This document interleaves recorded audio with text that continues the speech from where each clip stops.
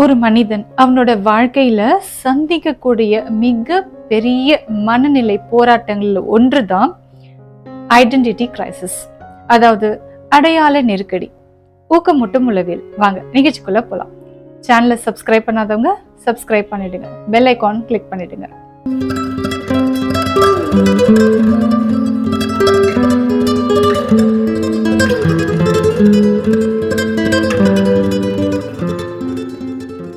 நம்மள பல பேருங்க என்ன பண்றோம், நம்மளோட அடையாளத்தை நம்ம செய்யக்கூடிய வேலையோட இல்லைன்னா நம்மளோட உறவுகளோட, அதுவும் இல்லைன்னா சமூக அந்தஸ்தோட இணைச்சு பாக்குறோம். ஒரு மருத்துவர் அப்படின்னு எடுத்துக்கிட்டோம்னா அவங்க தன்னைத்தானே மருத்துவராகவே அப்படியே பாக்குறாங்க. அதே மாதிரிதான் லாயரா இருக்கட்டும், ஒரு ஆக்டரா இருக்கட்டும், அவங்க அதே மாதிரி அவங்க நினைச்சு பாக்குறாங்க. இன்ஃபேக்ட் ஒரு மாணவர் அப்படின்னு எடுத்துக்கிட்டோம்னா அவங்க தன்னைத்தானே ஒரு ரேங்க் ஹோல்டரா, ஃபர்ஸ்ட் ரேங்க் எடுக்கக்கூடியவரவா அந்த மாதிரி பார்க்க ஆரம்பிச்சிடுறாங்க. இப்போ ஒரு தாய் அப்படின்னு எடுத்துக்கிட்டோம்னா அவங்க என்ன பண்றாங்க, அவங்கள குழந்தைகள் மூலமா அடையாளப்படுத்தி கொள்றாங்க இல்லையா? ஆனா ஒரு நாள் அந்த அடையாளம் எல்லாம் மாறும்போது என்ன ஆகும்?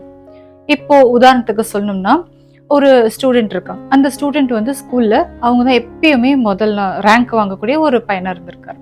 ஸோ அவர் தன்னை எப்படி பாக்குறாருன்னா, நான் தான் டாப்பர் அப்படின்னு பாக்குறாரு.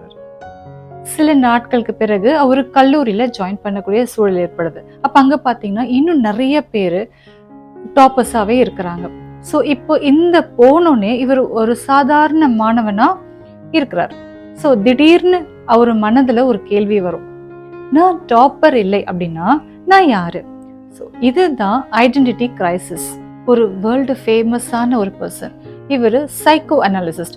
இவரோட பேரு எரிக் எரிக்சன்.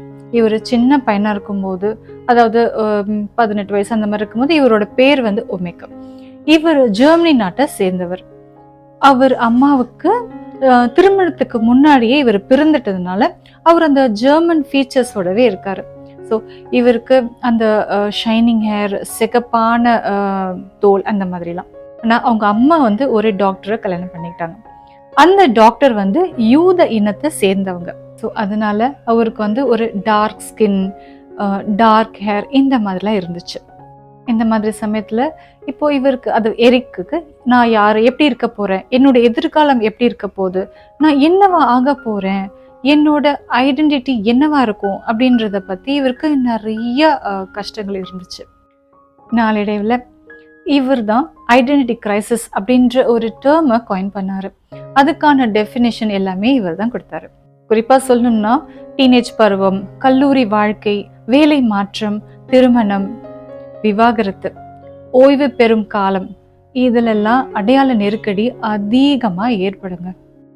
இப்போ சமீபத்துல எனக்கு தெரிஞ்ச ஒரு பர்சன், அவர் வந்து ஒரு ஐடி ஃபீல்ட்ல ஒர்க் பண்ணிட்டு இருக்காரு.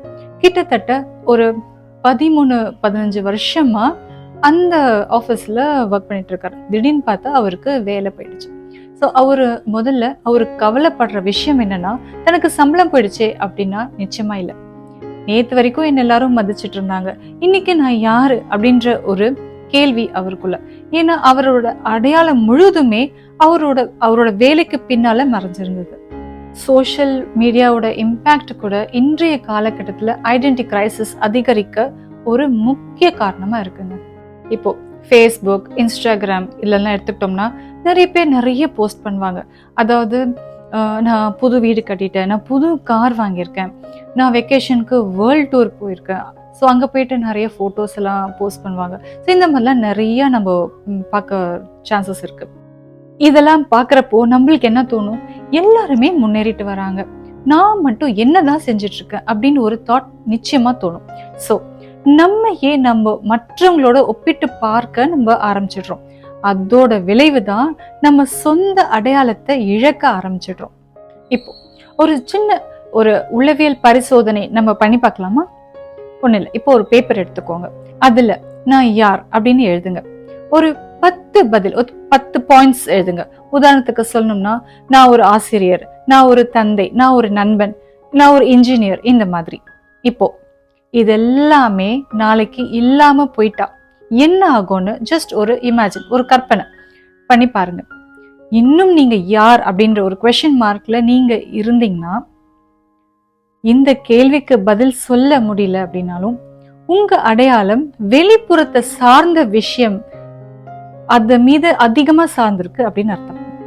மைக்கேல் ஃபெல்ப்ஸ் அப்படின்னு சொல்லி ஒரு ரொம்ப ஃபேமஸான ஒரு ஸ்விம்மர். இவர் நிறைய ஒலிம்பிக்ல வந்து பார்ட்டிசிபேட் பண்ணியிருக்காரு. இவர் நிறைய ட்ரைனிங்ஸ் கொடுத்துருக்காரு, நிறைய காம்படிஷன்ஸ்ல இவர் பங்கேற்றிருக்காரு, நிறைய மெடல்ஸ் வின் பண்ணியிருக்காரு, நிறைய ரெக்கார்ட்ஸுமே பிரேக் பண்ணியிருக்காரு. இந்த மைக்கேல்ன்றவர் அவர் ரிட்டையர் ஆன பிறகு ஒரு இன்டர்வியூல ஒரு மனசு திறந்து சொல்லியிருக்காரு. என்னன்னா, அவுட் சைட் த ஸ்போர்ட் எனக்கு லைஃப்பை வந்து எப்படி எதிர்கொள்றதுன்னு தெரியல, இது எனக்கு ரொம்ப கஷ்டமா இருக்கு அப்படின்னு சொல்லியிருக்காரு. ஒரு ஆர்டினரி டெய்லி லைஃப்பை எனக்கு வந்து ஒரு ரொம்ப மலப்பாவே தெரியுது. அதாவது ஒரு மெடல்ல வின் பண்றதுக்கு நான் எவ்வளோ ஹார்ட் ஒர்க் போட வேண்டியது இருந்துச்சோ அதை விட கஷ்டமா இருக்கு எனக்கு இந்த டெய்லி லைஃப் எனக்கு கடக்கிறதுக்கு அப்படின்னு அவரு சொல்லியிருக்காரு. இப்போ நீங்க இமேஜின் பண்ணி பாருங்க, ஒரு 20 வருஷமா ஒரு ஒலிம்பிக் சாம்பியனா இருந்த ஒருத்தர் மொத்த உலகத்துக்குமே அவர் தெரியும். ஆனா திடீர்னு ஒரு நாள் ரிட்டையர் ஆன பிறகு காம்படிஷன்ஸ் இல்லை, மெடல்ஸ் இல்லை, ட்ரைனிங்ஸ் ஸ்கெடியூல்ஸ் இல்லை அப்படின்னு வரும்போது என்ன நடக்கும்? ஒரு டிப்ரெஷனுக்குள்ள போவாங்கல்ல. இதுதான் எக்ஸாக்டா மைக்கேலுக்கு நடந்த ஒரு விஷயம். இப்போ ப்ராப்ளம் என்னன்னா, அவரு டேலண்ட்டை லாஸ் பண்ணிட்டாரு அப்படின்னு அர்த்தம் கிடையாது. எவ்வளோ நாளா அவர் சுமந்துட்டு இருந்த அந்த ஐடென்டிட்டியை இப்போ இல்லை அப்படின்ற நிதர்சனமான உண்மைதான்.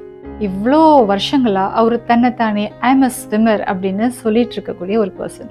ரிட்டையர்மெண்ட்க்கு அப்புறம் அந்த கொஸ்டின் வரும்போது, இப்போ நான் ஸ்விம்மர் இல்லைன்னா அப்புறம் நான் யாரு அப்படின்ற ஒரு கேள்வி வருது இல்லையா? இதுதான் ஐடென்டிட்டி கிரைசிஸ். இது அநேகமா எல்லாரும் எக்ஸ்பீரியன்ஸ் பண்ணக்கூடிய ஒரு விஷயம்தான். அது ஒரு ஸ்போர்ட்ஸ் பர்சன் மட்டும்தான் இருக்கணும்னு இல்லை, எந்த துறையில இருந்தாலும் இதை அவங்க ஃபேஸ் பண்ணுவாங்க. சரி, இதை நம்ம எப்படி ஃபிக்ஸ் பண்ணலாம், இதை நம்ம எப்படி எதிர்கொள்ளலாம் அப்படின்றத நம்ம பார்க்கலாம்.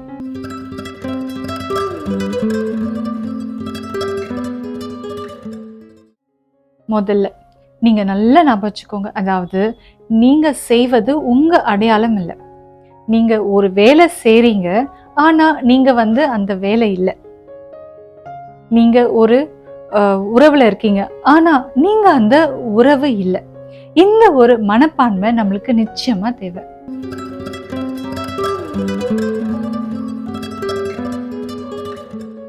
ரெண்டாவது, உங்க மதிப்புகளை நீங்க கண்டுபிடிக்க ஆரம்பிங்க.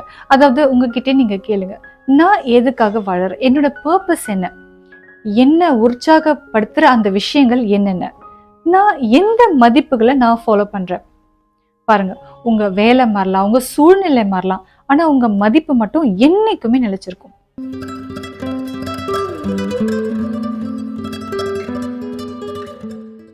மூணாவது, என்னோட பர்சனல் ஃபேவரட்டும் கூட, அதாவது நம்மளை நாமே புதுப்பிக்க ஆரம்பிச்சுக்கணும்.